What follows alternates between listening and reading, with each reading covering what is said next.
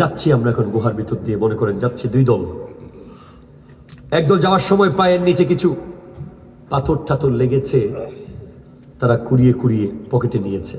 অন্ধকার তো দেখে না, বলে একটু নেই, বাইরে গেলে দেখবে এগুলো কি।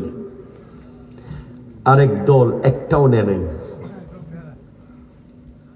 ওই পারে যাওয়ার পরে যখন আলোতে পৌঁছেছে, যারা নিয়েছে তারা পকেট থেকে বের করে দেখে এগুলো সাধারণ কোনো পাথর না, এগুলো সব হীরার টুকরা।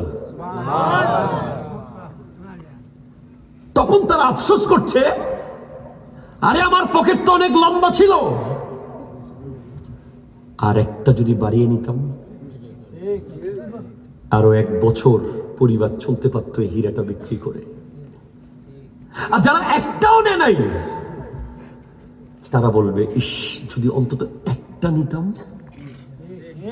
হ্যাঁ, আজকে যারা ফজর, জোহর, আসর, মাগরিব, এশা পড়েছে, তারা পস্তাবে কিয়ামতের মাঠে এই বলে, ইস আমি তো আসরের 4 রাকাত সুন্নাত পড়তে পারতাম, টাইম তো ছিল। আমি তো মাগরিবের 2 রাকাত নফল পড়তে পারতাম আড্ডা না দিয়ে। আমি তো এশার 2 রাকাত নফলটা পড়তে পারতাম গল্প না করে। তারা এই জন্য পস্তাবে। আর যারা টোটালি পড়ে নাই,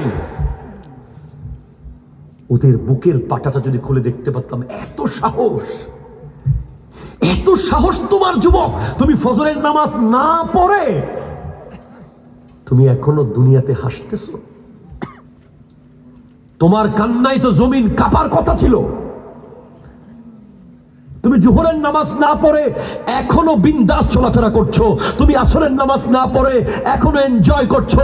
তুমি কি জানো বেনামাজির কবরে একটা বাড়ি দেওয়া হবে, একটা বাড়ি পাথর দিয়ে গোটা কবরস্থান আগুন ধরে যাবে।